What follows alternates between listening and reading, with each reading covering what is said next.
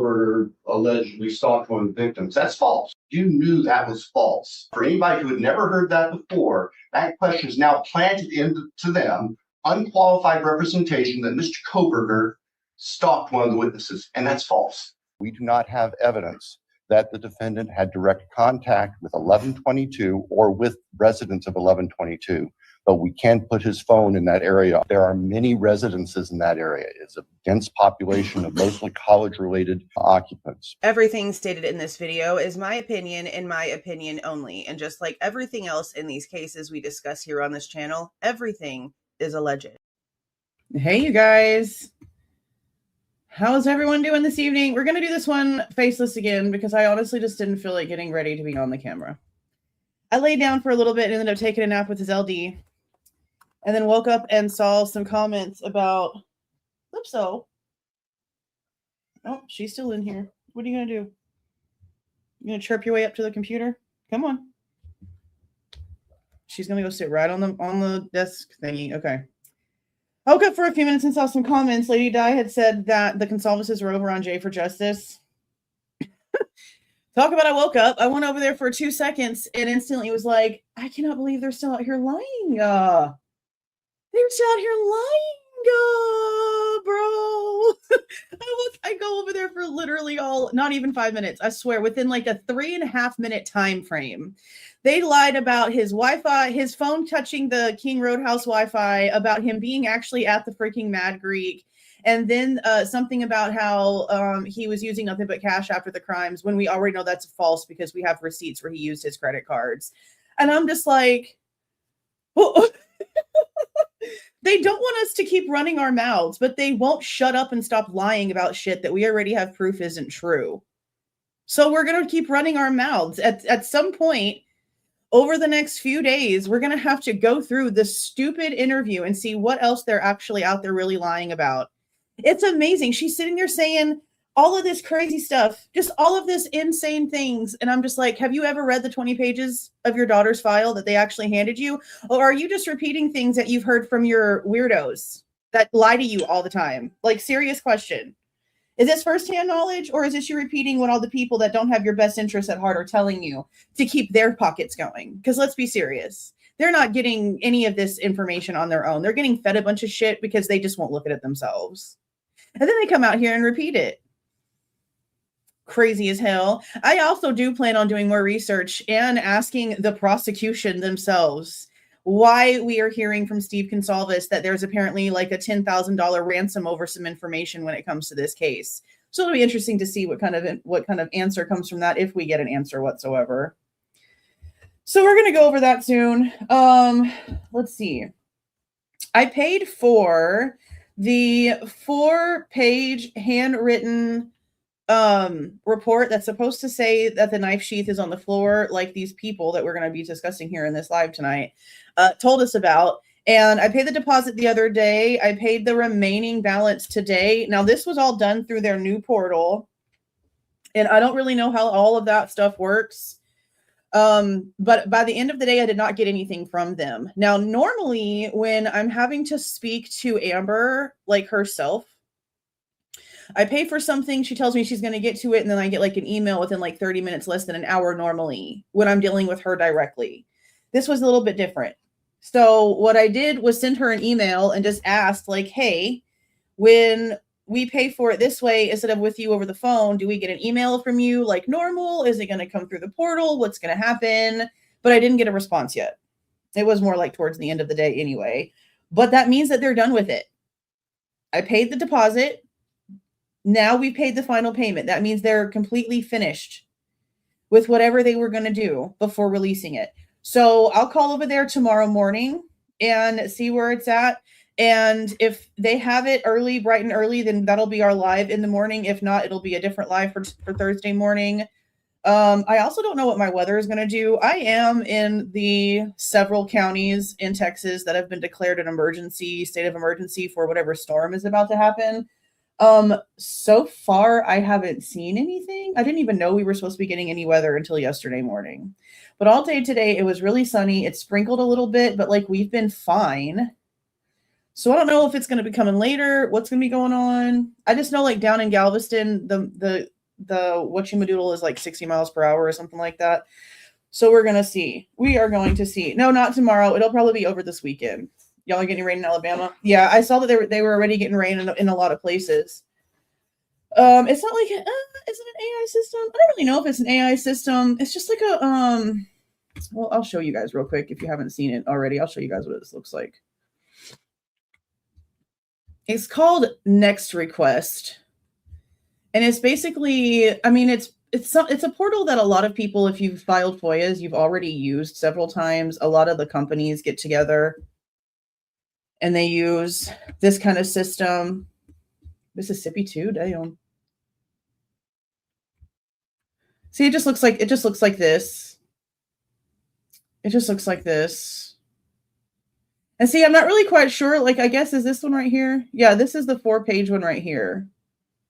And I paid if I open it, it's going to show you guys like the address and stuff on there. So I can't like fully open the request because there's no way to like hide it like live. But it was paid for today. And this is not the amount I paid because we only paid like $8 and some change for the deposit. And then it was $7.95 for the remaining. And then there's like a stupid credit card fee. So it ended up being like $9.95. So it's definitely not $35, $35-ish that we spent on this. It's definitely cheaper. So I don't know what decimal system they're using for that, but that's not accurate either. So yeah, I don't know, but I didn't get it from her. So I'm going to call in the morning and just see if it's, you know, she can just send it to me, or maybe they have a release thing that they're doing. I don't know. I don't know what the hell that's about. Oh, thank you for the $4.99 or Penguin. All these experts are saying Xana's blood is in the kitchen. Just goes to show they didn't read the corrected reports. But hold on. No, that's what makes me so mad, Penguin, about Chris Whitcomb, especially. He, in his stupid book, states, oh, I just realized I didn't update my icon for this. If y'all haven't noticed, I did change the little profile picture for the channel. I changed this one and my Jules of All Trades one so that I can like have a match a little bit. I'll get it updated. No, that's what makes me so mad about Chris Whitcomb. Because in his book, he states that there is a correction to Paula Sutton's report. He even states that the reason for the corrections is because of the numbering being incorrect, and there having to be corrections made. So that makes it worse to me, because he's sitting here saying that he knows exactly what caused the report to change, while not admitting that the information that he's so gung-ho about is what was the information that changed. Oh, girl, don't be over here yelling. They don't know. They have an unknown for stain F. It could be Xana's, but they couldn't test it enough to actually get to an answer. And then when we go and we find out that at the end of the day, the damn blood in the kitchen wasn't even blood at all, that's a bigger issue, because that means that you're trying to get me to believe something that not only isn't true, but wasn't even a part of the investigation because it didn't test positive for blood. And you're supposed to be some sort of fancy ass expert with a website that tries to get people to like come in and like talk to you and hire you and all this bullshit. So that's why I went ahead and put together the little pieces that we went over the other day in the live when we went over the report number 11 that we were told about in here. Well, who's in here now being a fucking idiot? So you're fucking retarded. You look like you're swollen and bloated and full of freaking salt. So you're stupid. You're going to come over here. You're going to run your mouth to me, knowing that I show my face on literally everything. And there's been like twice over the past year that I've actually been faceless.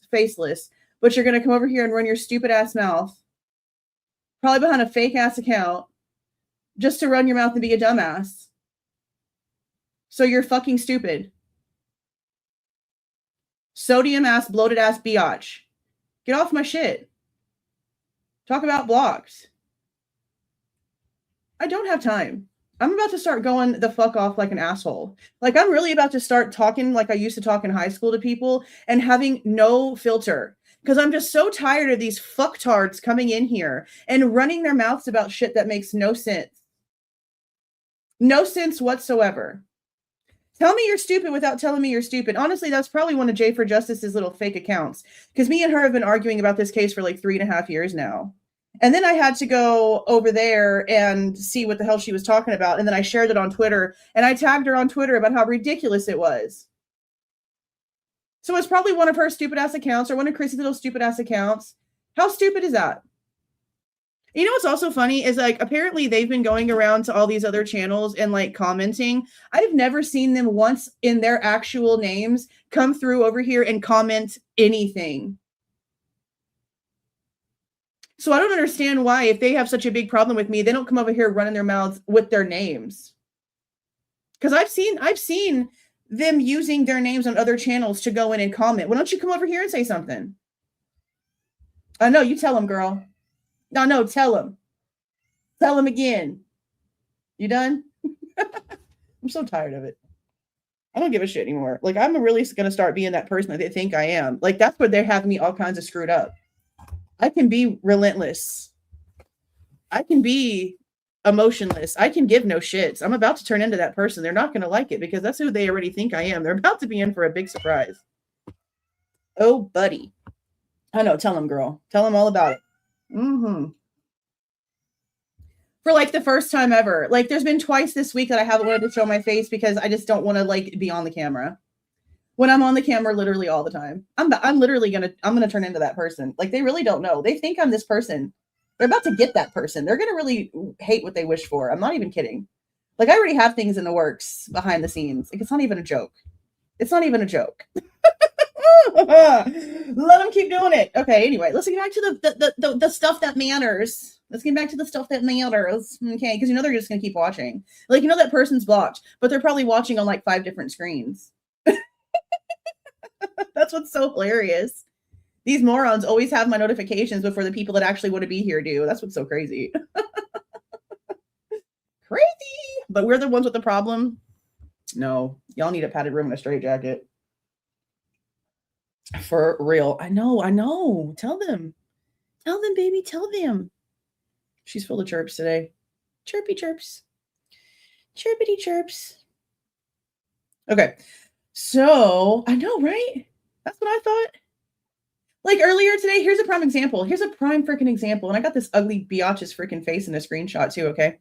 When Connor was playing the Peter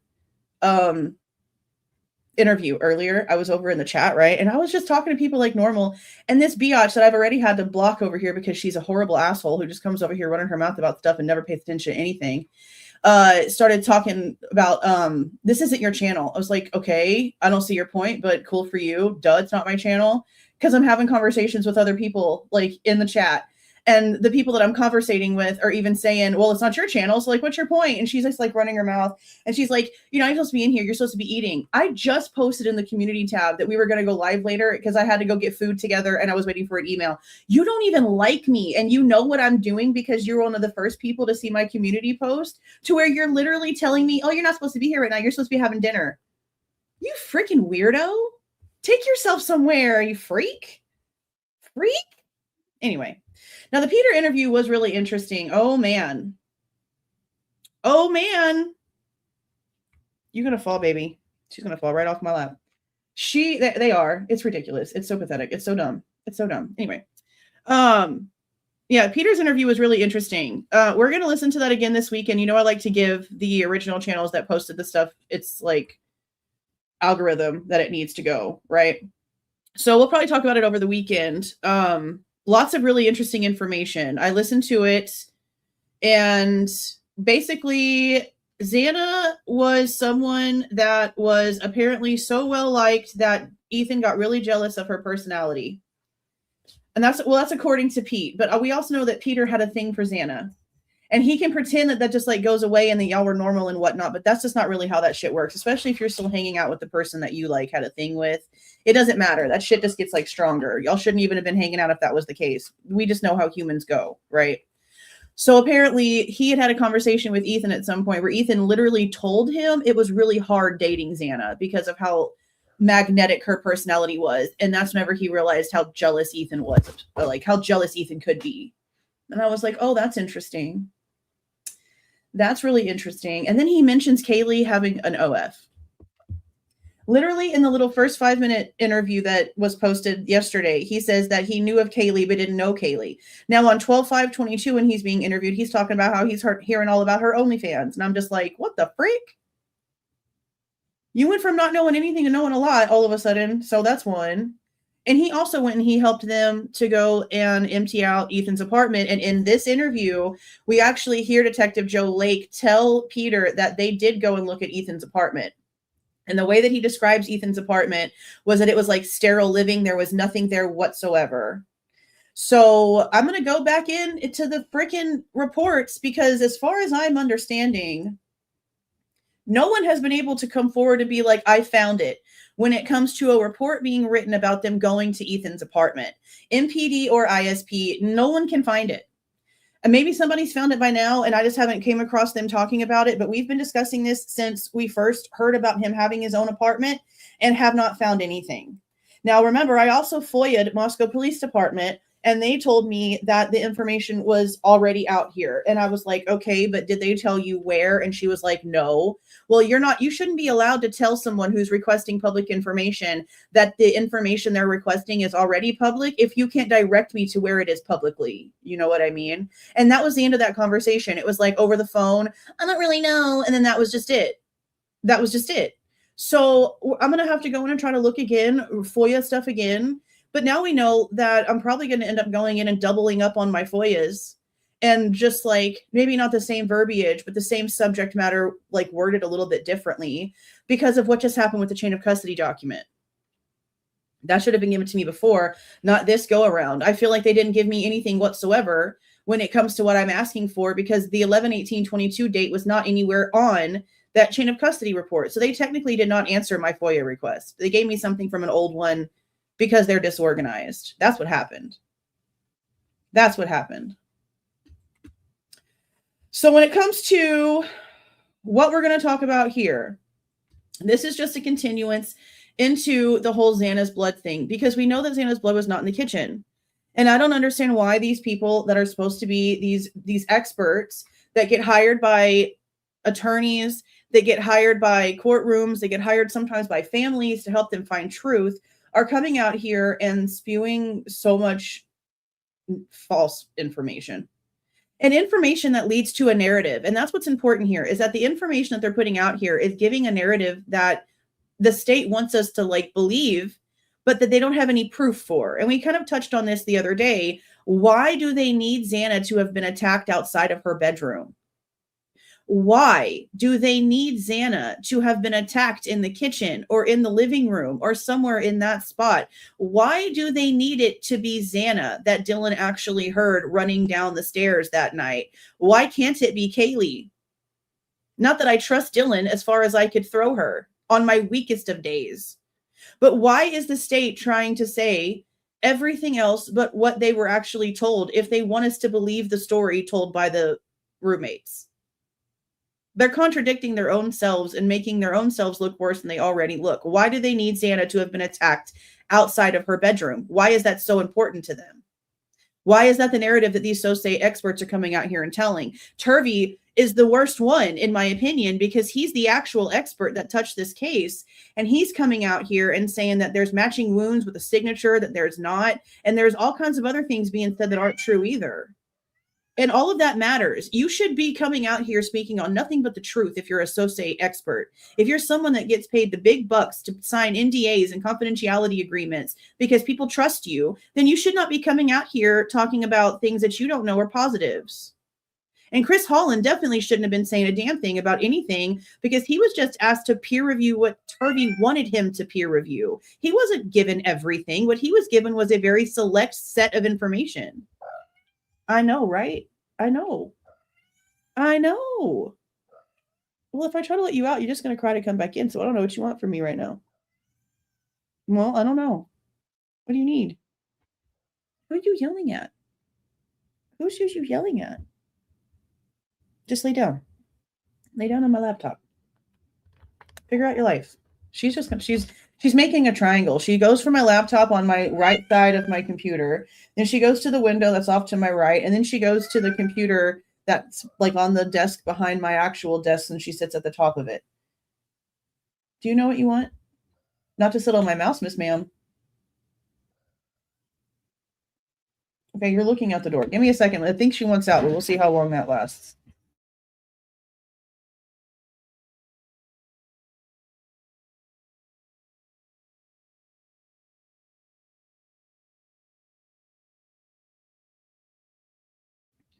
Okay, let me see. I'll show her real quick. My hair's up in a big old weird bun and my bed's a dirty ass mess. Like, you're going to see why I didn't want to be on the camera. The room is just dirty.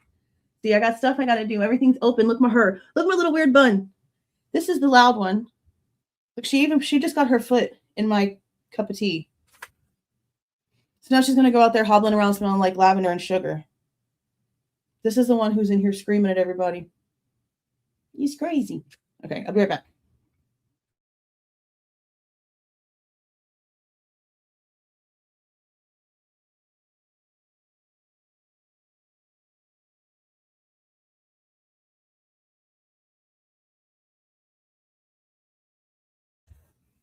She is. She's very dainty.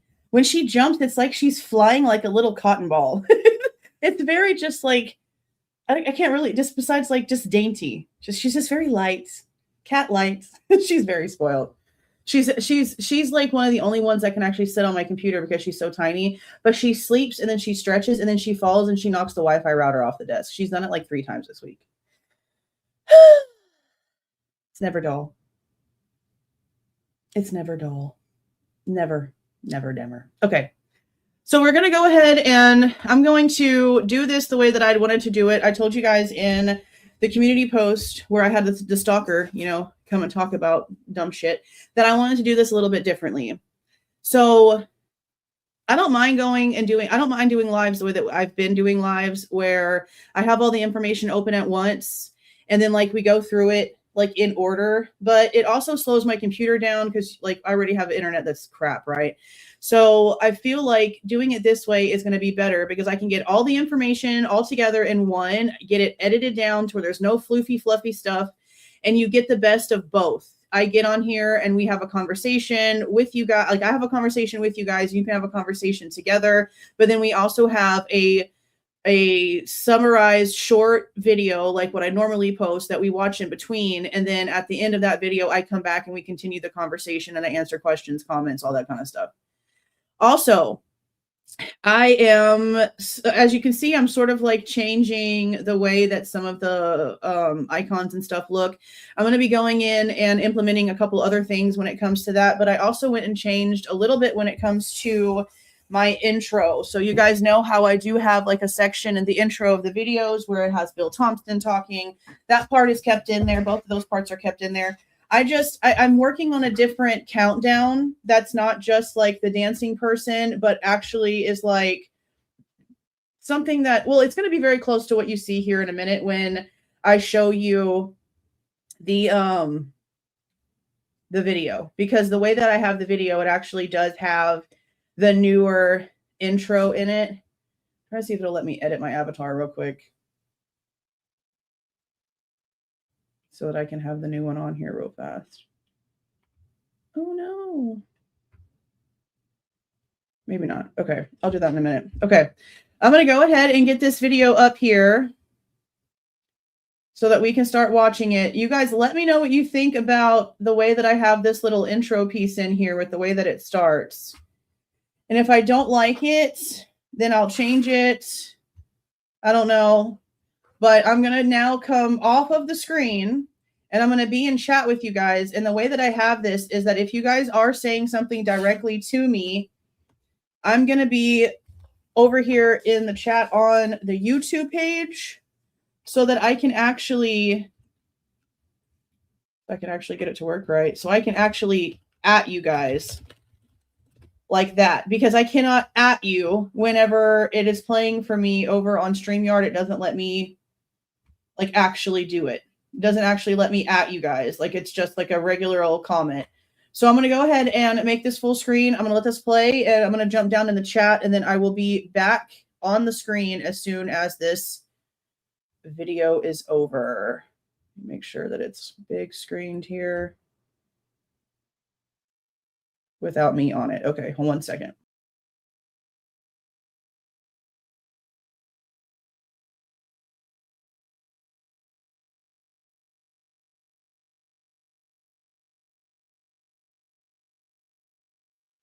Okay, you guys, I'm going to start playing it. Here we go.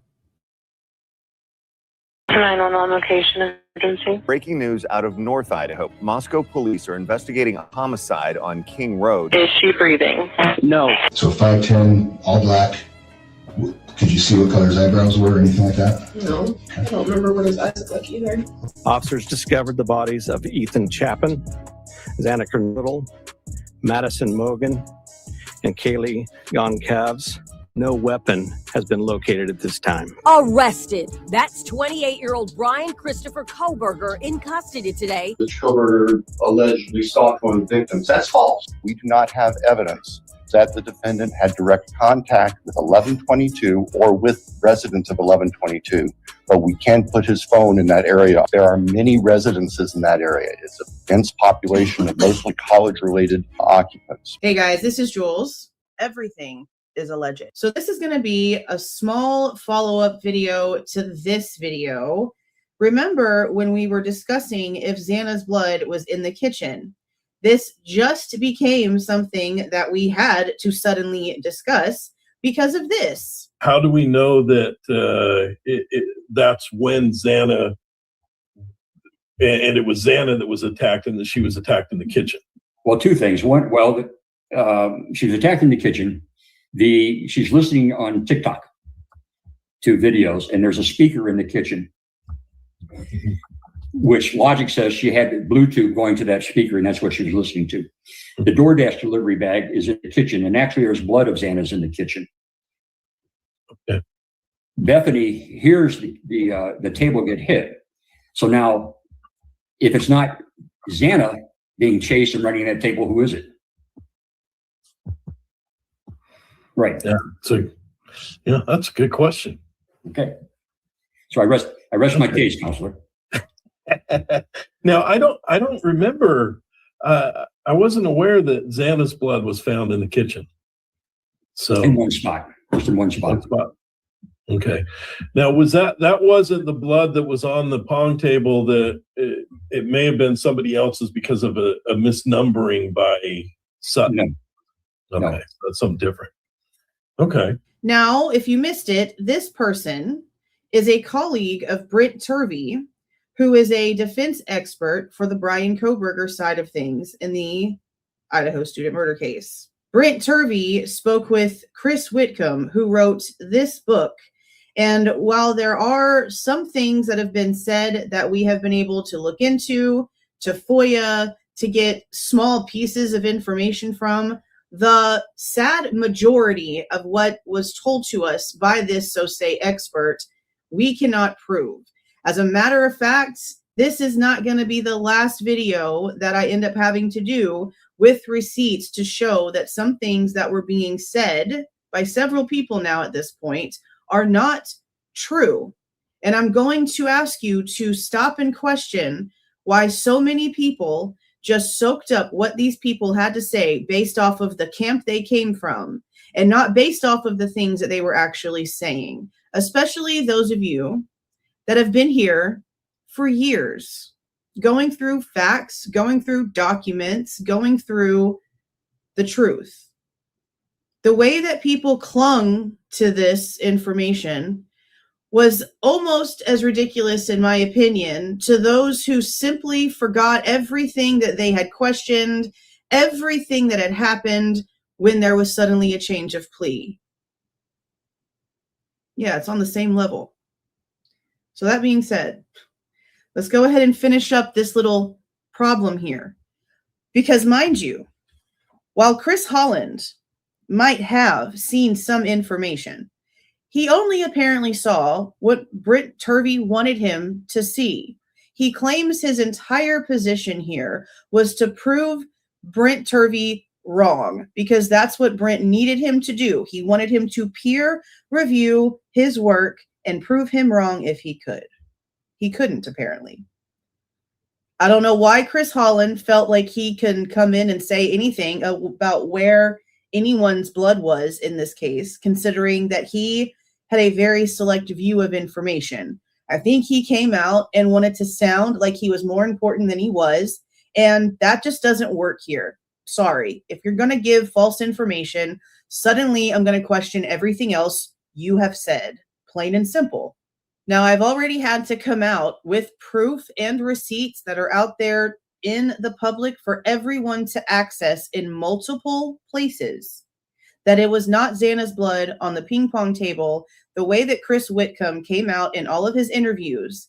And even though towards the end of his little book tour, he stopped bringing it up, it is still in print in his bullshit ass book, printed by the who knows how many tens of thousands of copies incorrectly, that it is Xana's blood. So Chris Holland just coming out and saying this on a YouTuber's channel isn't that big of a deal.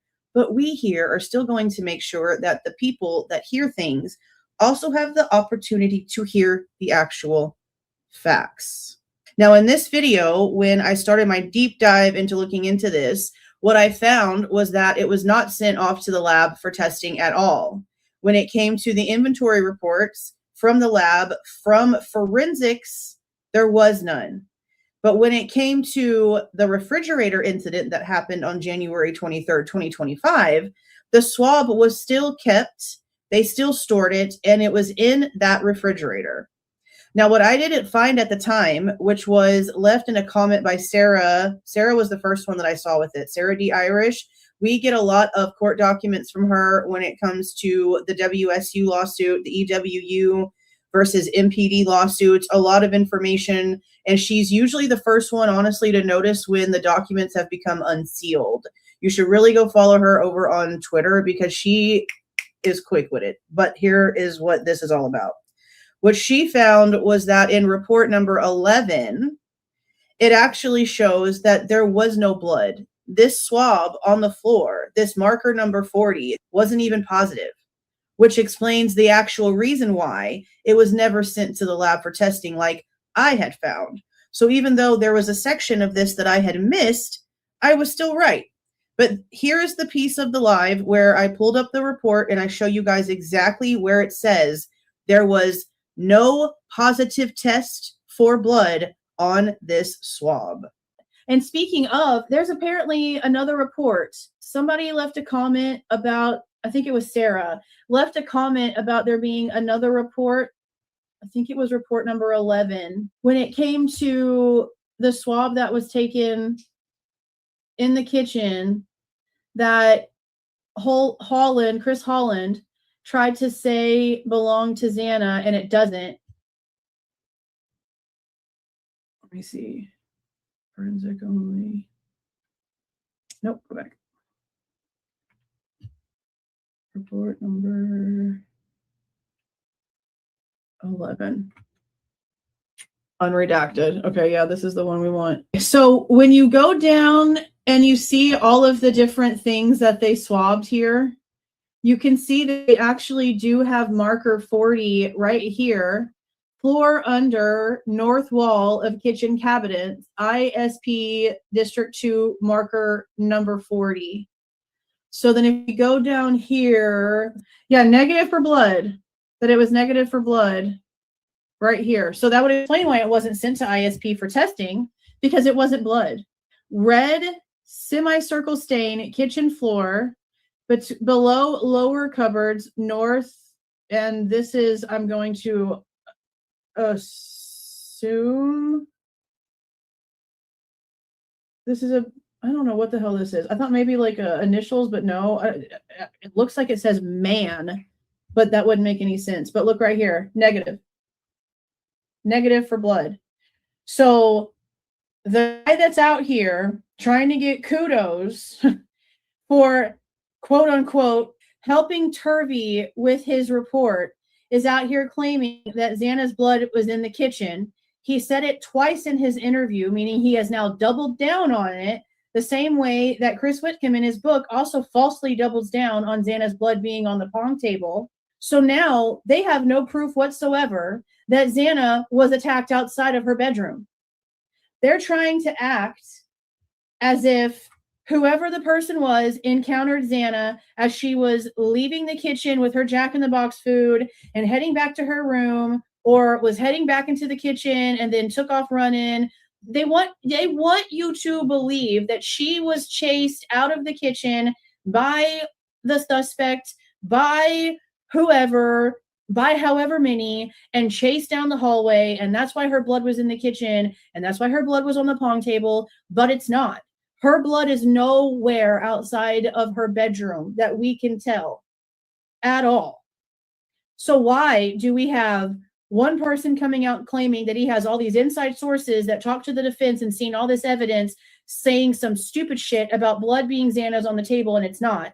And then why do we have the other guy coming out here and falsely claiming that after looking at all of Turvey's information that Xana's blood is in the kitchen and the swab that was used in the kitchen was never sent off to ISP, like I said, because like this says, it wasn't blood.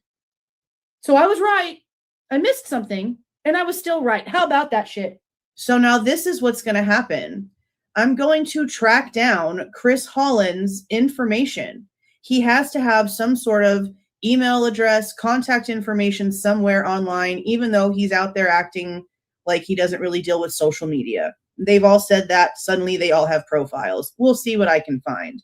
What I actually found is that he has a website for his business, Holland Felony Analysis.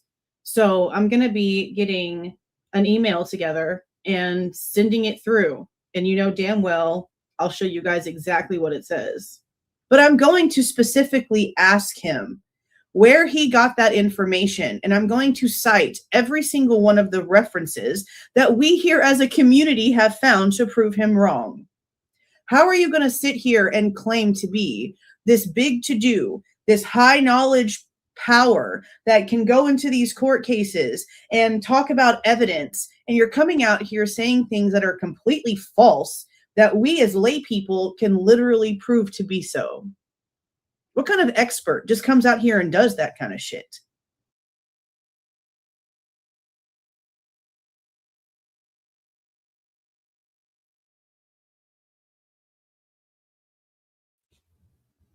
Okay. So now we're back to this.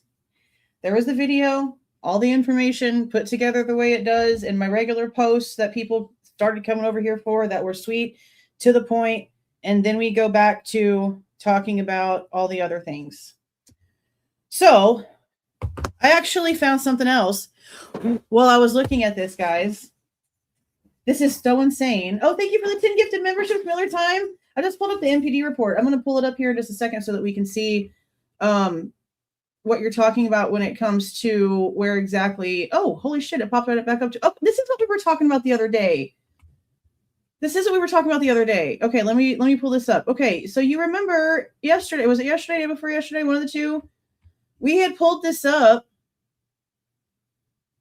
Is this what you're talking about? And I had said that I wanted to get these incident reports because they're related incidents, but they're from different dates. And this one right here, 11/21/22, is the welfare check. Is that the one that you're talking about? I thought you meant something from like the 3 o'clock hour with Kaylee, but this is the one right here that you're talking about? Is this the right page? You said about halfway down, right? Wait till I get a response so I can make sure that this is the right page. But I know that for sure, like these four right here, I want to get information on because they're related to this. They're in the narrative. So they have to have something to do with something. But yeah, this is definitely something I already wanted to get info for. So I think this is the one that you're talking about right here on the MPD narrative. Yeah, you know what else though? Like, this is crazy. Thank you. Yeah, I'm going to, that's like a taste of the way that I'm going to have our countdown look like. So the countdown, I'm probably going to shorten it from 5 minutes down to 3. And in reality, if you actually pay attention, it's not even a full 5 minutes. Like the last minute or so goes like a lot faster. And I didn't even realize that till like a few months ago. And I just like left it alone. It's not really a full 5 minutes. But I think I'm going to make it like maybe like a 3-minute countdown, but it's going to be more like what you just saw. It's going to have like more like news clips, more of a chronological line, basically up until like the plea. And like maybe even a few clips, will probably even like a few clips of like the evidence and like the non-evidence that have come out so far. And, you know, maybe like 5 seconds or so will just be added on to it as we go, depending on like what happens. I feel like that would be like a good way to do like the countdown. So it sort of gives, even if it's somebody that's like new to the case, even if they don't really know anything at all, they'll get like a really precise like countdown chronological timeline up until the present. And maybe that'll help people want to pay attention more. So that's the kind of like what I'm aiming for when it comes to that. Oh my gosh, 5 more gifted memberships. Thank you so much. That's amazing. Thank you so much, you guys. I did. Did you not see it? Did you not see it? Good, I did. Look, I'll even play that part for you again. For this new intro, I sure did. That was the first change that I made today. Here, let me pop it up here one more time. Yeah, that was the first one I made. I added it. 911 location of your emergency. Breaking news out of North Idaho. Moscow police are investigating a homicide on King Road. Is she breathing? No. So 5'10", all black. Could you see what color his eyebrows were or anything like that? No, I don't remember what his eyes look like either. Officers discovered the bodies of Ethan Chapin, Xana Kernodle, Maddie Mogen, and Kaylee Goncalves, but no weapon has been located at this time. Arrested. That's 28-year-old Bryan Christopher Kohberger in custody today. The Kohberger allegedly stalked one of the victims. That's false. We do not have evidence that the defendant had direct contact with 1122 or with residents of 1122, but we can put his phone in that area. There are many residences in that area. It's a dense population of mostly college-related occupants. Hey guys. Yeah, that's how it is so far. That's how it is so far. I just was like messing with that today because I'd been wanting to make some changes to it. You said that they were in boxes. Okay. Let's see, now she's mad. She wanted out. I let her out. Now she's angry about it. Wishy-washy kitty. Wishy-washy kitty. I don't think that there's anything on here that has times in boxes. This is the actual MPD narrative. So if you can find it, just email it to me, like a screenshot of the document and like where it's at, and then I can use that as a reference. But I don't think that any of these are like that.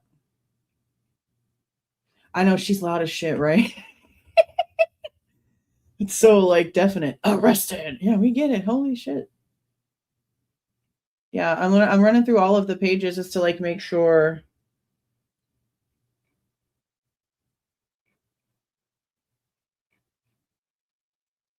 Yeah, that's.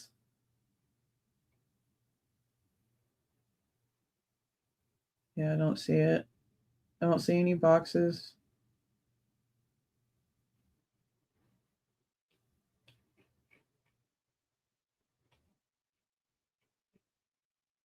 And then it starts his report. Yeah.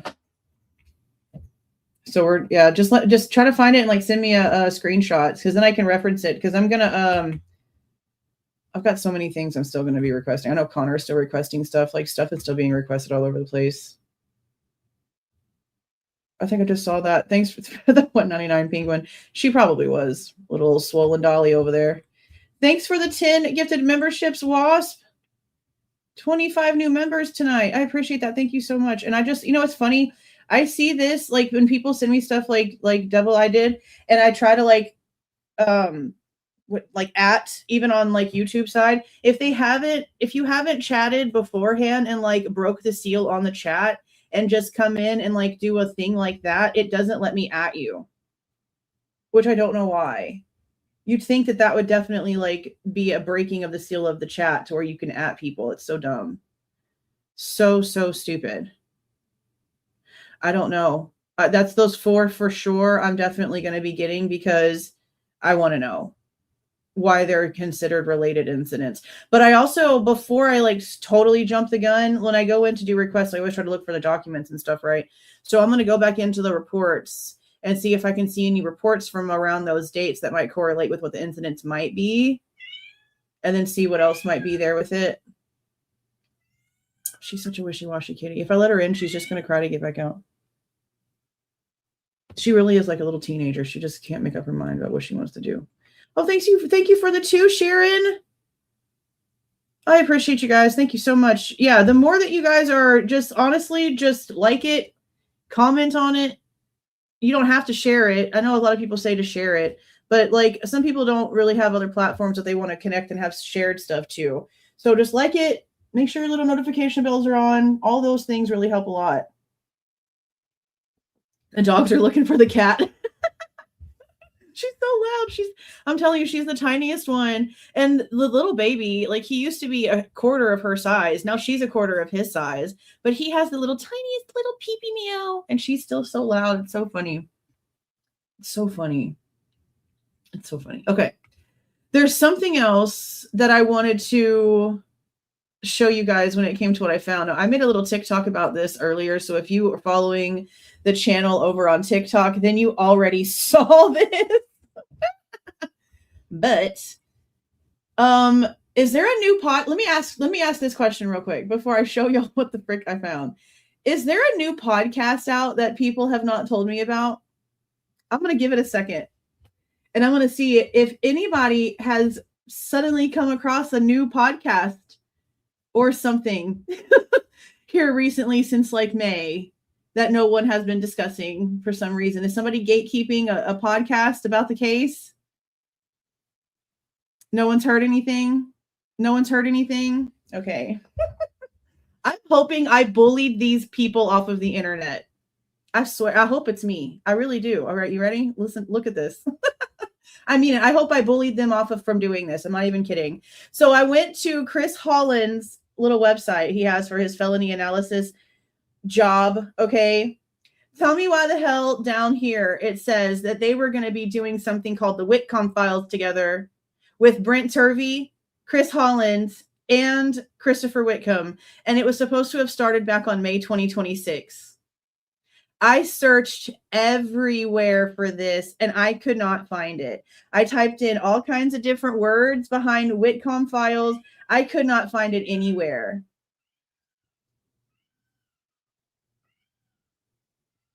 No, that's Joe Scott Morgan. Body Bags is Joe Scott Morgan. Oh, she is really mad. Damn. Yeah, I was like, what are you talking about? No, yeah, this says, join author Chris Whitcomb and I on Whitcomb Files as we apply a combined 6 decades of investigative experience to the in-depth examination of true crime. Our broadcast begins in May 2026. Well, we are more than halfway through June. Where is it? I looked everywhere. And notice, and this is not something that you see. Notice there's no link. It doesn't say it's going to be on Apple Podcasts. It doesn't say that it's going to be on iHeartRadio or if it's going to be a YouTube podcast. It doesn't say anything. There's no link to nothing. So did us coming out and talking about all the shit that they have wrong make them suddenly not do this little podcast? Because what would have been on it? What would have been on it? A bunch of lies. A bunch of crap that they can't even prove.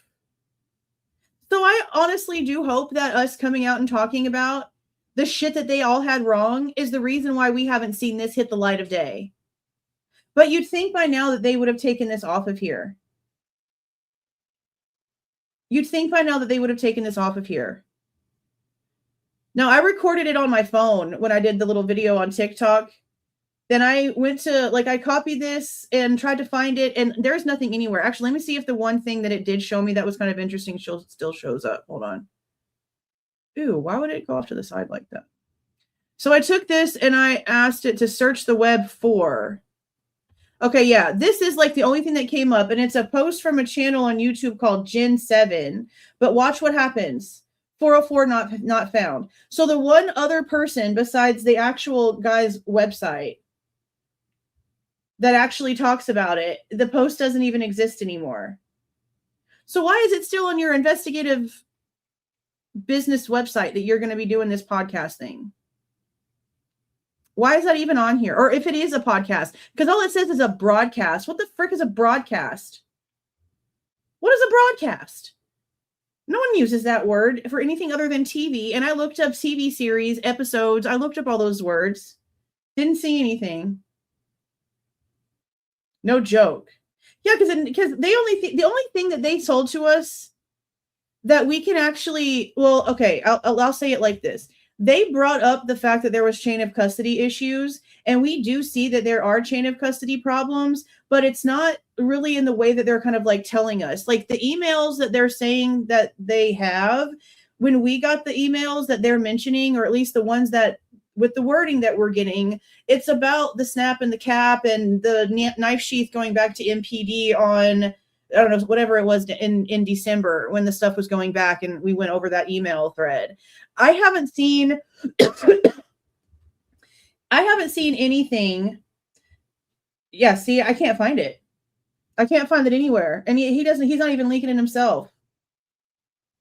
But see, I don't think so. But what's the parent company of OF? Like, is it OF or like, is it a different name? Because like Google, if you go to Google, like do a Google warrant, I know it says like Google or whatever, but the parent company is like Alphabet or some shit like that. So I'm wondering if it would have to go to a different company. So I don't know. I have no idea. That's what I thought, but there's like nothing. Like it should have been out here already since May, since last year. And there's nothing there.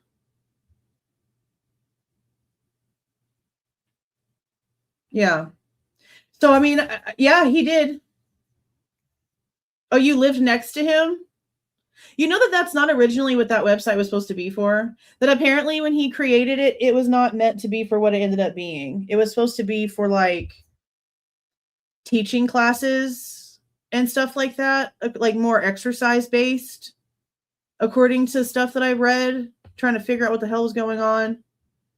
Yeah, because he didn't die very long ago. And his daughter, oh my God, did y'all see how much of a brat his daughter acted after that? There were some articles going around. Phoenix International Limited is the parent company. Okay, yeah. It was supposed to be something more like Patreon. Yeah, where people like went in and like paid for classes, and it was like per episode classes for like cooking or for exercise and stuff like that. It wasn't supposed to be for what it ended up being. I don't know how the hell that ended up happening. So like some people probably have OFs from back whenever OF wasn't the way that it is now. And they probably, did it normal. And now they are probably ashamed to even say it because it's connected to something with a stigma. But that's not what it was supposed to be about. It's not what it was supposed to have been. But yeah, I don't know. I saw this and I was like, I've never heard of this before. I wonder if anybody else might have seen it. I have no idea. But this is my question. And this is something else that I'll put in like a short video later, because the shorter videos, like in another time, fragment of time during the day, will hit a different algorithm wave and we'll get a whole new slew of people answering the question. What is the reason why they need Xana to have not been attacked in her bedroom? Why is it that they need her to have been the one that was running? Why? Why, if they want us to believe Dylan, do they themselves try to go against what her own story was about it being Kaylee? And the only thing that I can think of is because either they actually have more information than what they're letting on, which obviously they probably do, or they don't cover up things they don't know the answers for. It's plain and simple. Or they really are just absolutely stupid and they really have no idea. And they're just going based off of what anybody is telling them and just agreeing with anything and everything that everyone is telling them because they really just don't have any idea, which also could be true. I feel like it's the first one. I don't feel like this is all done out of stupidity. I feel like it's very much organized. You have to think about it. How much about Chris Whitcomb do we know when it comes to this situation? Okay, lots of stuff with Ruby Ridge been talked about, different things that he did in his career that a lot of people don't like once they've read into it. Okay. Then we have to consider what he's already told us himself, that he was 2 years deep into another project when all of a sudden he shelves that project the way that MPD shelved the initial first suspect in this case and started going a completely different direction because somebody else told him to. Same thing. So then he starts looking into a case that he really knows nothing about, that he doesn't really care about, but he sees is trending and can get him a quick buck. And we know that that's true because he didn't retain any information at all. He can't tell you anything important in this case in way of evidence, chronological order, things that actually matter. The majority of everything that he was not getting incorrect in his interviews was just having normal banter conversation for things that are like not even really important, just your basics. But even basics, he has wrong. And not just in interview form, in this damn book that is everywhere with so much false information in it, including the wrong year of the car. Kohberger's car, the one Kohberger actually freaking owns. He even has that year wrong. And that's not a timeline that he put in there from the cops. That's him and his wife and his editorial team being sloppy and just trying to make literally a quick buck. There's no telling how many tens of thousands of dollars that he got as an advance for this book. That's why he didn't care. Because he knew that regardless if it was wrong or not, people were going to buy it. You won't know it's wrong until after you buy it. And then you've already bought it. So what are you going to do? Resell it? Cool. That doesn't affect him. The original purchase is already made. He's going to be looked at as an author that sells books, and they're going to just give him another advance for the next one of wrong bullshit. See the cycle? That's why people like James Patterson became so renowned. And then we read a book that we actually have passion about when it comes to the facts. And look how incorrect James Patterson was in his book about so many freaking things. So why did they have an old retired FBI agent come out and suddenly talk about a case that he had no business talking about, while also trying to downplay the importance of the FBI? When that's the one thing about the interview that he did with Truth and Transparency that I actually got something from. When they went down all the key players in the very beginning of the book, and it came down to the fact that he's not mentioning anything about Heal or Balance or Douglas or any of those other freaking Fed agents that were involved in every little aspect of this case. And he's like, oh, well, they didn't write reports, so they're not as important. They didn't write reports. That's the freaking problem. They did everything, and then they didn't show their work, and then we're being told to just trust everything that they said, and that's not how this works. So just like Judge Hippler said it's constitutionally unimportant for all of the rules that got broken for the IGG, we now have this Fed coming out of retirement to tell us everything that we think about the Feds in this case isn't relevant because they don't write reports. Are we serious? Are we serious? It's so stupid. I don't believe you. I don't trust you. I don't trust your intentions. And I said this in an email to somebody earlier. I really feel like the FBI knew that Turvey was going to talk. There's no way that they didn't have microphones, bugs, something somewhere was listening in and watching these experts that were working on this case so that moves could be made if moves needed to be made. Act like I'm over exaggerating. I know I'm not. I think they knew that Turvey was looking to talk. I think that there was some stuff going on in the background, conversations being said after the plea deal, and they were watching him. And I think that they felt like they needed to play his game.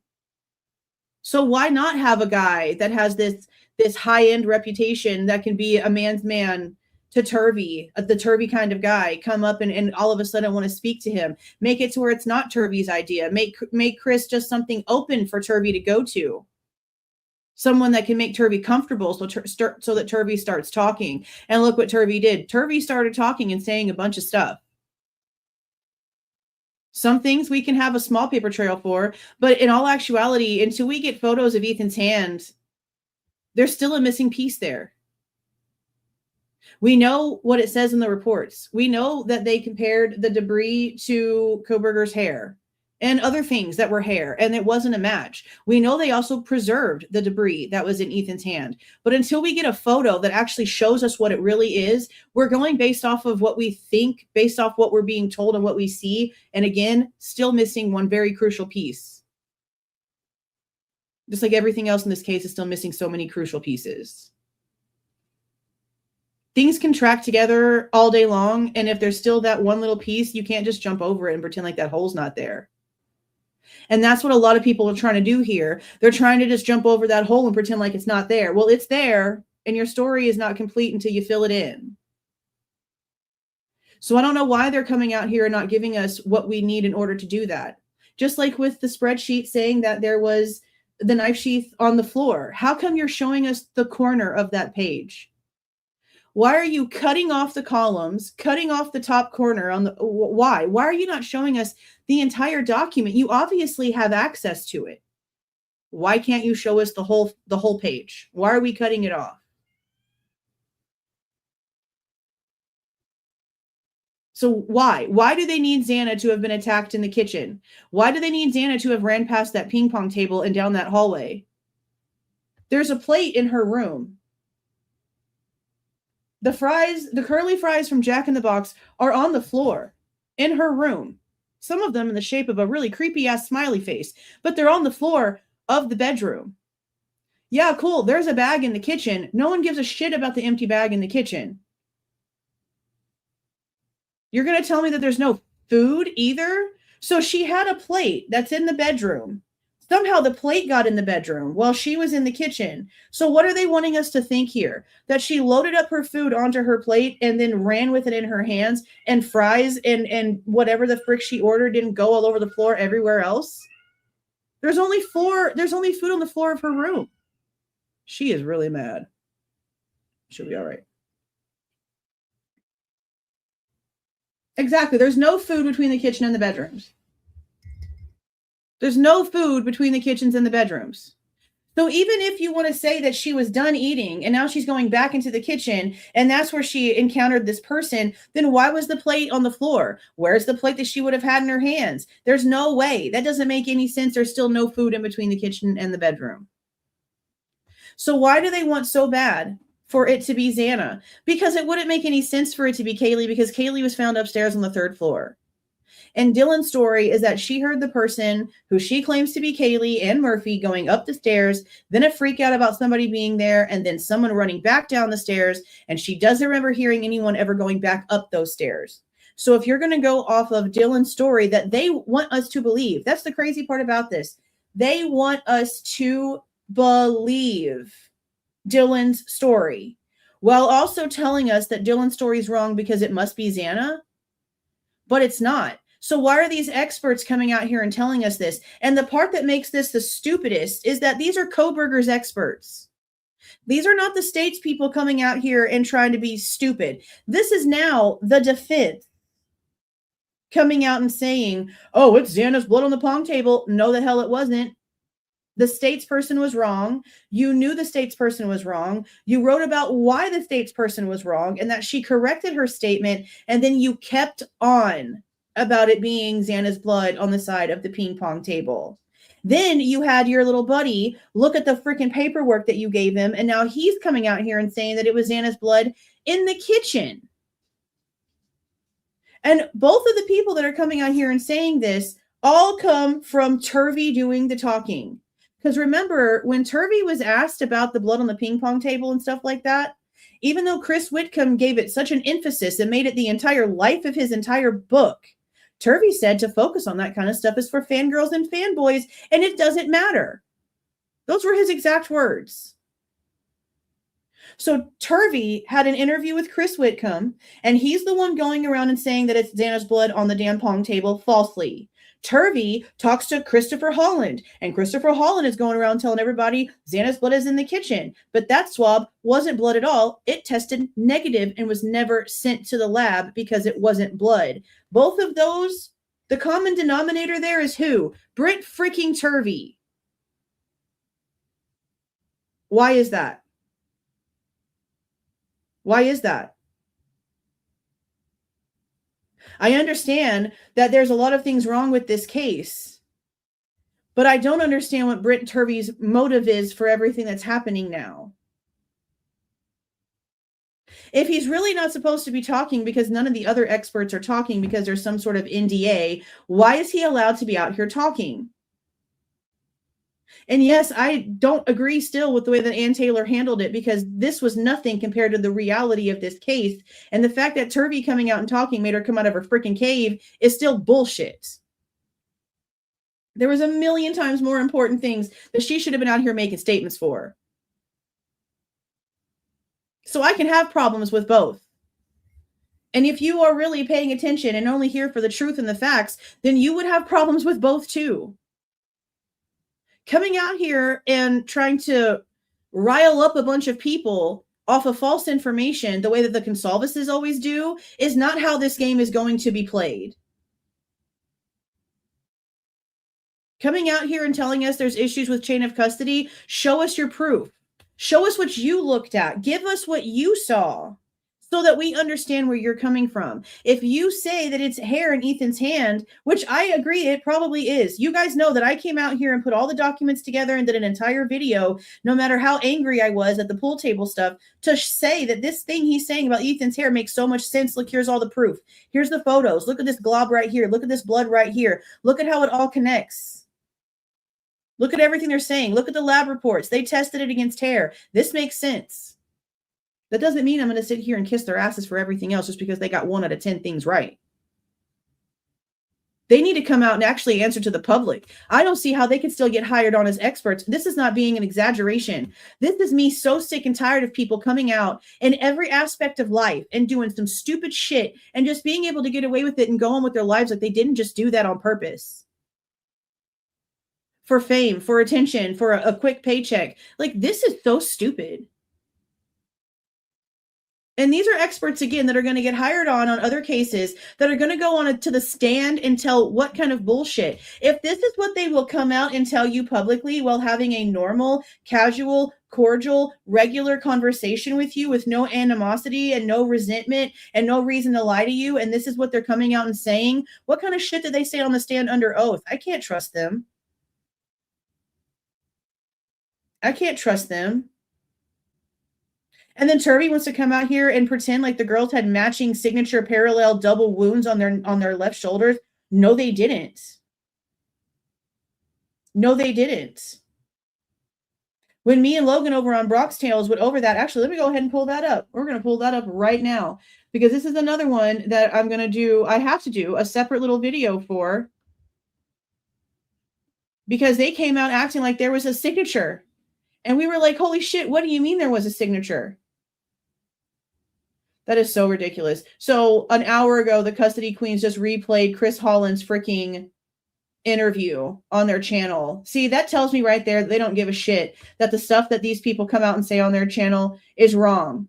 They're just going to replay it and keep playing it for views and ad revenue, even though they know the shit he's saying is incorrect. That's crazy. That tells you where their intentions are right there. That tells you where their intentions are right the fuck there. I'm so glad I never gone on that damn channel. Holy shit. Now I'm aggravated and forgot what I came over here looking for. Oh, okay. Logan. Bronx Tales. She did, I guess, I don't know if it's AI or like some sort of computer program that she used, but she took the actual wording from the autopsy reports of the wounds, and then she fed it into like a system, and it came out with photos of exactly what the wounds like looked like. And I had her pull up the ones about the girl's wounds on the shoulders because they don't match. They don't even match enough in order for you to pretend that they're even close to being matching, much less come out here and try to pretend like they were some sort of signature marks. Like, that's absolutely crazy. So let's watch this right here for a few minutes because she went over here with a bunch of like really, really graphic and very detailed pictures that really give you an idea about what the wounds on the girl's shoulders really looked like. And I really just don't like, I don't understand why they felt the need to come out here and say that these were matching wounds, that this was a signature. And then the description that they gave us was literally, and you can go back and listen to this on every single one of these interviews. What they gave us when it came to these matching, matching wounds was that there were two small parallel vertical slices, most likely made with a dagger, a two-edged blade, on the girl's left shoulders. Yeah, graphic warning. On the girl's left shoulders. And that's not true.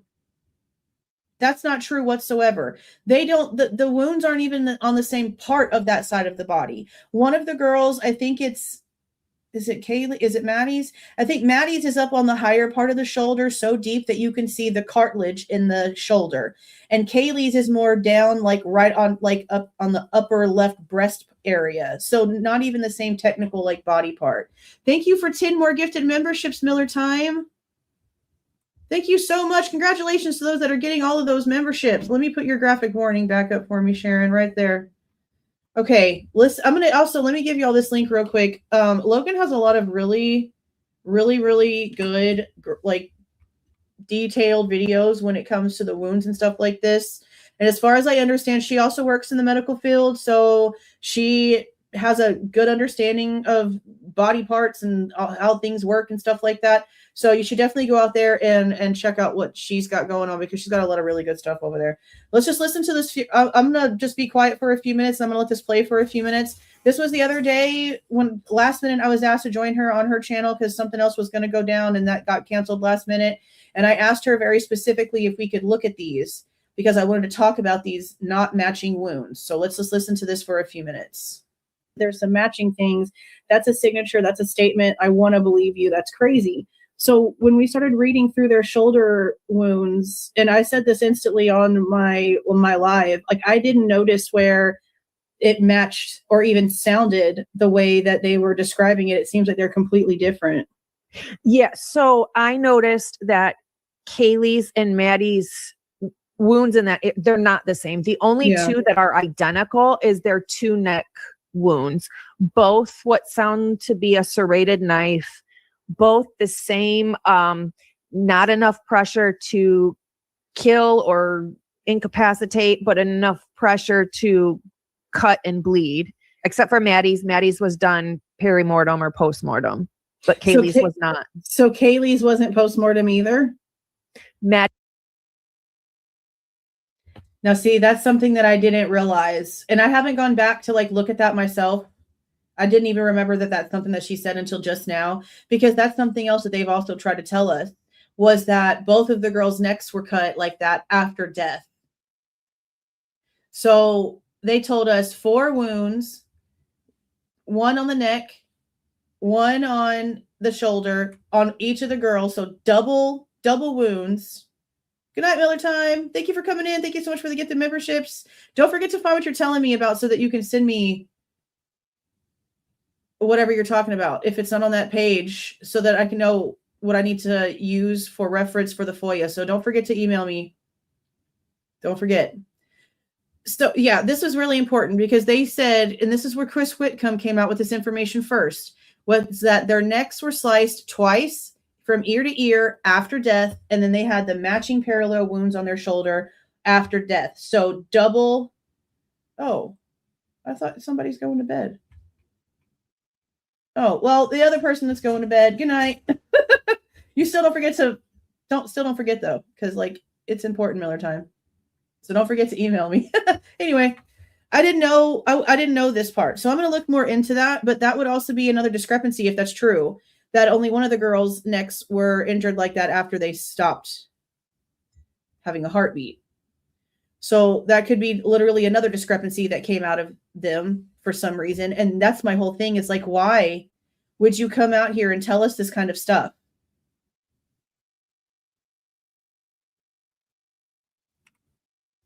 I don't know why you would come out here and tell us this kind of stuff. Especially knowing that we're going to get the autopsy reports.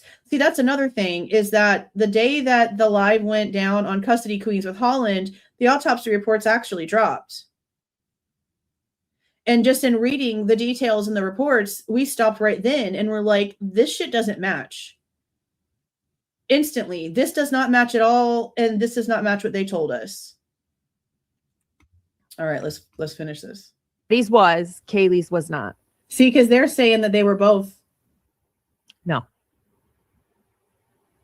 And see, it didn't really make a lot of sense to me why Chris Whitcomb was trying to come out and also wanted to say that it was the reason for all the pulling on her lap at the same time. But Chris Whitcomb also said in one of his interviews, I want to say that it was the one he did on Birdie's channel.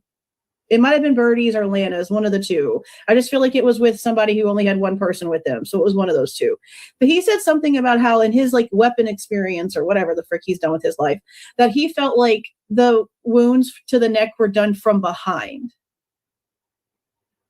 And I'm like, so you want me to believe that the person got on the bed behind them, had them both sit up and did that? Like, that's wild to me. Yeah, no, I don't think they were from behind. I don't think so either. When he said that, I was like, I think you're out of here. I don't believe you at all. Yeah, that was wild to me. Yeah, I don't read it like that. I don't have the list of the wounds in front of me, so I'm just going to kind of scroll through them. I'm not sure if it's this one of Kaylee. These are Kaylee. Oh, these? Okay, yeah. See, okay, so, yeah, on the left shoulder right there. Okay. Yeah, because they said is that Kaylee's? Yeah, it said that hers was more like, like horizontal and more up on the actual like shoulder, because the wound was so deep that you could see like the cartilage of the shoulder socket. Yes. And then the one on Maddie, I think it was more like down here, like on the upper like breast area, like not anywhere like on the shoulder, is how I remember it. Yes. So that might be the one on Maddie where it, I'll have to look. There's so many of them. Yeah. So this on Kaylee is 2 inches deep. So yeah, you can see, and this wound travels from front to back, but like down to up. So the knife would have held weird. Like there was one I think on was it Xana's back? Yeah, see, it shows the cartilage right here in this side. I think there was one similar to that. I want to say Xana's back. It might not have been, but I feel like it was a back wound. Yeah, like on the shoulder, like on the back, because it said it was like back to front. And I'm like, so the blade would have had to have been like this? Yes. Like, that's a strange. Some of these are strange angles, and like I try and picture the way it would have to be done and how the knife would have to be held, and it's odd. Let me click on Maddie's real quick and see if I do have that one in here. I know I have one of hers that doesn't show up. And then we have the left to right and the rights to left. Like there's like so many differences here. Just saw something else. What was that? Well, 10 more gifted memberships. Thank you so much, Lady Di. Congratulations to everybody that's becoming green tonight. Don't forget, we are going to have our members only live. I believe it's on the 29th this month. We're probably going to end up doing 3 giveaways. We've got a lot of members. You guys have really been gifting a lot of memberships and really gifting each other and really just being super awesome to each other. We have well over 1,000 members, so we're going to do a couple different giveaways. We might actually do more than just the little, like the items. We might do like a $50 giveaway and then like some little item things. We're probably just going to like mix it up a little bit. I kind of feel like doing something a little bit different. So that's probably what we're going to do. 10 more. Holy shit, Jennifer. Thank you so much. Congratulations to those people who get those memberships. That is awesome. Thank you so much. You guys are awesome. Awesome, awesome, awesome, awesome, awesome. Yes. Yes. And you heard it. You heard it. All right, let's listen to this for a few minutes, and then we're going to pull up the autopsies, and I'll read them to you the way that they're listed in there. It's crazy to me that the state just thinks that people weren't going to go through stuff. See, like these to Maddie's face. Let me zoom in a little bit. These, and Kaylee has them too. It's on a different screen. It's on Canva. Sorry. Let me still on like 9 through 11. Sorry, I don't know why it does that. I wish it would just follow what I click on. That's what I said. I said, we're in 2026. It doesn't just, it can just go where I'm going. Like, come on. These are, oof. Mm-hmm. This is Maddie's. I mean, they're strange. Whoever is doing this to their faces is purposefully not putting enough pressure on and all of these bled, so they're not post-mortem. I mean, the neck wounds didn't, or for Maddie. Yeah, she has an A, and Xana has an A on her head, on her forehead. And doesn't Kaylee have like a J, some sort of J shape? Yeah, Kaylee has a J-shaped wound, but it's pretty deep. So I would think that she was either moving or it was a blunt force type of. To me, it looked like maybe the butt of a gun or something, but it was fairly deep too. So, and these are Maddie's that bruised, so she was alive. Yeah. This one went all the way through her mouth and cut her tongue through her cheek. Just awful. These are her neck wounds. They're identical. That one right there, yeah. So see, so hers, deep. Yes. Yeah, because I remember they said wasn't her breastplate cracked. Her sternum was cracked. That's so much freaking force. So much but then blood. You think of the force it takes to put a knife in Ethan's head. This person had like just damn. So right here I have number 2 missing. Okay, but see right there. Go back up. See, that one is on the left, right above like the breast, and on Kaylee's, it's more like on the shoulder. So I don't know why they came out acting like these were 2 parallel vertical lines, like right on the shoulder. Like that's just so strange to come out with such a very specific description of something that doesn't even exist. That's so crazy. Yeah. She has like her upper arm. Maddie's defensive wounds. These are strange to me. I mean, I know they could be defensive wounds, but I would think a defensive wound would be quite a bit deeper, because if somebody's coming at you and you're putting up your hand, these are only like little teeny tiny deep. I mean, they just barely go through the surface of the skin. Yeah, that's what I meant. There's so many of these just like tiny. Yeah. Very odd. But I'm guessing this is where Olivia said something about how they seemed experimental, because that's like the word that she kept saying. And I guess it's because, I mean, what are you doing? Obviously you're causing discomfort, you're causing pain, you're causing a wound, you're causing bleeding, but that's not your intention to kill if you're just leaving these little bitty scratches. It's so weird. Yeah. So Maddie's are not directly on her shoulder right there, but let me see. Yeah. Actually, I have because it described it as more like the top of like the breast area. Yeah, she has 2 to like the chest. It's not the shoulder. Yeah, it's not like Kaylee's shoulder. They're more to the chest, but there is 2 of them. Right, but the way that they were describing them, both Whitcomb and Turvey, is 2 parallel, like right here. Like they would have been like right here. And I'm like, that's what I was expecting to see. So this is just so strange that it doesn't even exist. That's just wild. Yeah. So hers look to be lower than what, because you can literally see Kaylee's like shoulder, like the joint in bone, there. The bone, the bone.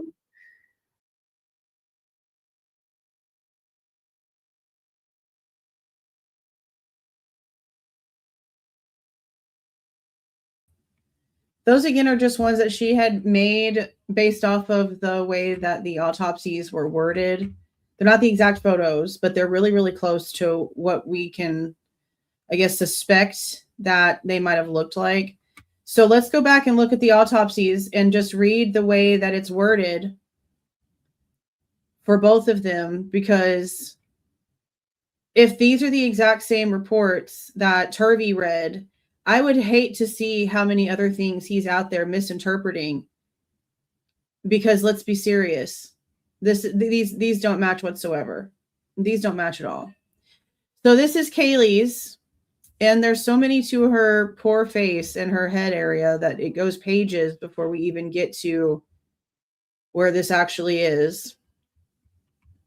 Now for 3 and 4, it says extending from the upper chest left over the anterior left shoulder are 2 parallel curvilinear incised wounds measuring 3 3/4 by up to an inch and 5 1/2 up to 1 1/4 inches, with undermining extending superiorly. The wound's tracks involved the skin at the medial ends and the skin, subcutaneous tissue, and musculature at the lateral ends. There is moderate associated soft tissue hemorrhage. At the lateral end of the inferior wound, the left shoulder joint capsule is exposed. You can see down to her bone. The wound tracks travel from the descendants front to back and slightly upward to a depth of approximately 2 inches. So on the actual like joint of the shoulder, like if you take your arm and go in circles, that shoulder joint that moves in a circle right there is where her actual cuts were. So now if we go and pull up Madison's, and again, I did take, like, this is all of the autopsy stuff right here. If you try to open this because it's such a big file, it's going to tell you that you can't preview it. So you're going to have to download it. And it's going to tell you probably that it can't virus scan it because it's too big, you know, but it's my files. Like, it's coming from me, coming straight from the portal from Idaho, straight to me, straight to it. That's it. So it should be okay. But I did take them and separate them down here to where you have Ethan, Kaylee, Maddie, and Xana separately so that you guys can go in and grab them. I'll give you guys, well, let me share this folder before I do that because, again, for some reason, it likes to pop up email addresses on here. Let me give you guys this folder to where I have some of these documents. It has anyone with a link for the access, so I shouldn't have to give you any approval or anything like that. 10 more gifted memberships. Thank you so much, girl. Thank you so much, Lady Di. Congratulations, those who got those. Thank you so much. Thank you so much. My son is singing. He must have opened his door. 1 second.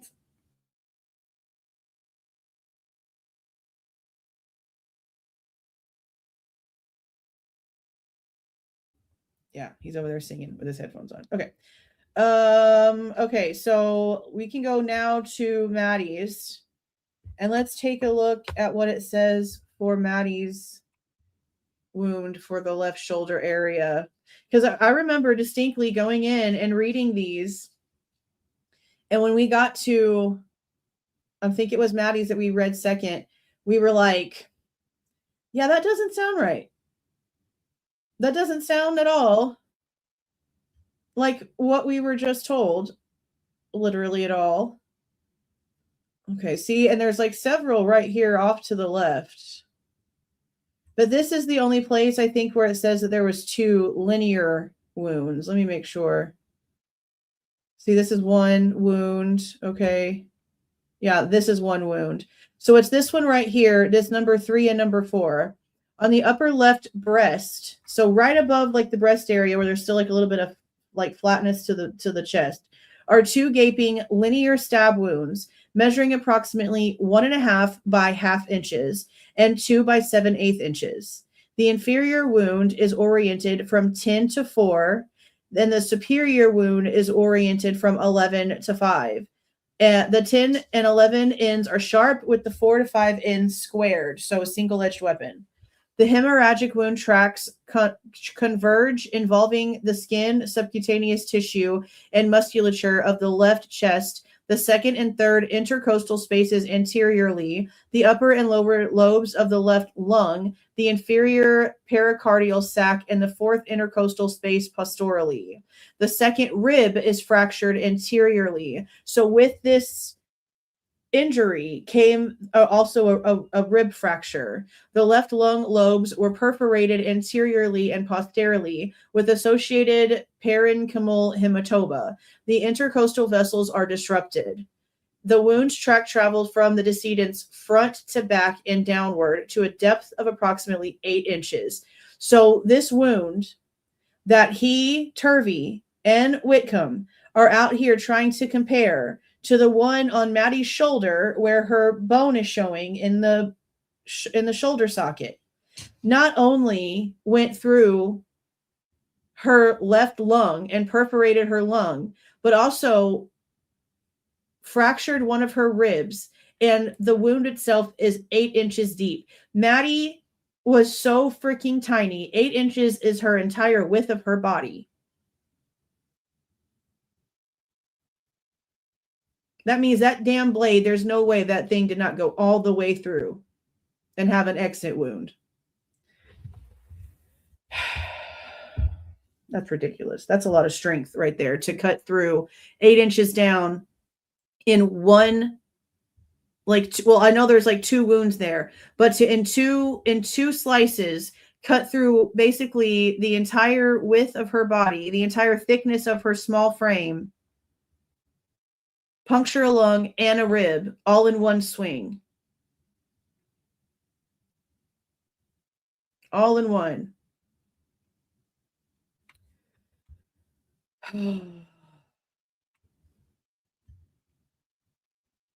That's so crazy. That's just so crazy. But yeah, so what I plan on doing now is I'm going to write both of them. I have no one to talk to these people. I really don't. I don't give a shit to talk to people who are nothing but full of shit. I don't want to have a conversation with you. I want you to just directly answer my damn question. I don't have to converse with you. I don't have to, hey, how you doing? How you mom and them? None of that. I don't need to talk. I don't need any of that. I don't want any of that. I want to ask a question. And if they don't answer, then that's on them. And it looks bad on them because they're the experts that are choosing to not back up their bullshit and are okay out here lying to the public.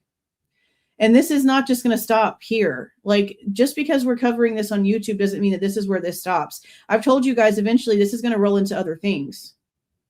And in those other things is going to come their incompetence and all the proof that comes with that incompetence. And I don't know how far other things could possibly go.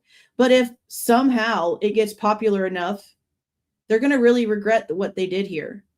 Because everything that they came out and lied about for 15 minutes of additional fame and bullshit is going to be now known to everyone that could potentially want to hire them. And now the world will hopefully know that they're liars.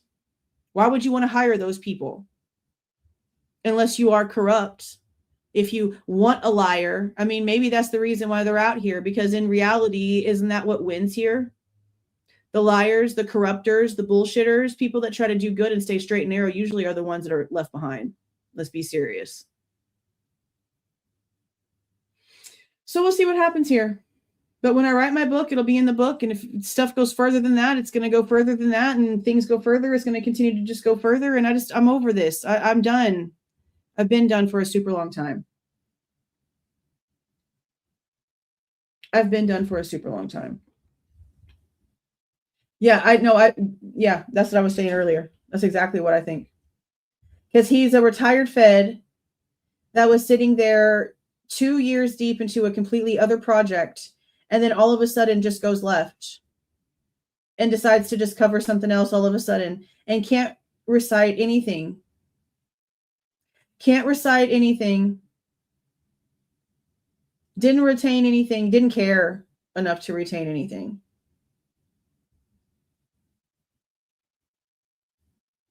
And a whole group of people put that book together and still got it so wrong. But again, what is the common denominator between the two people that are coming out and giving us false information about physical evidence when it comes to Xana's blood? They both talk to Turvey. Turvey wants us to Turvey is saying that looking at anything when it comes to the pong table blood is for fangirls and fanboys, and it shouldn't be taken serious. But the people that are coming out here talking about it are getting their information from him. So I'm going to use their social medias. I'm going to use both of their websites. They both have websites. I'm going to use both of their websites, and I'm going to send emails, and I'm going to show you guys exactly what I have to say. I'll probably come out and do a short little video just reading like, hey, this is what I'm going to be sending off to Chris Holland, and this is what I'm sending off to Turvey, and we'll see what happens. And if they choose not to answer the question, then again, that's going to look bad on them. Because if they were true experts and true professionals, and they would want to back up what they have to say, they would at least want to try to clear up for their own reputations the lies they came out here and talked about on something that's very real.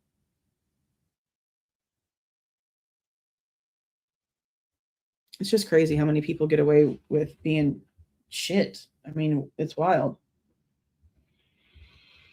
It's so insane. I mean, there's a few timelines out there. I have one. All Spiral has one. Sarah has one. There's lots of people out there that have one. But we also have one that we're waiting for to get from the police, because the timeline in this book was just little snippets. And the 108-page timeline, I think didn't we just pay the deposit for that, right? Let me look. I'm pretty sure we paid the deposit for that one a few days ago. Let me check my email and check. Because that's what I want. I want the entire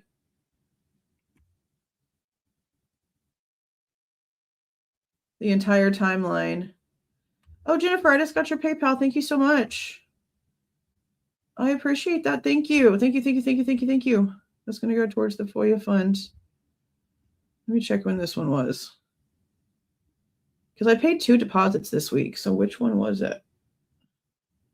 Because I know the 4-page report, I paid the full thing for already. So was it this one right here? Where's it at?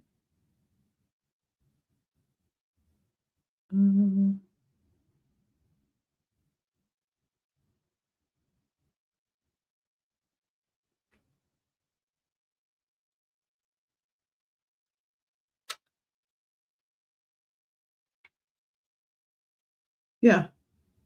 Let me open this. Oh, no, not yet.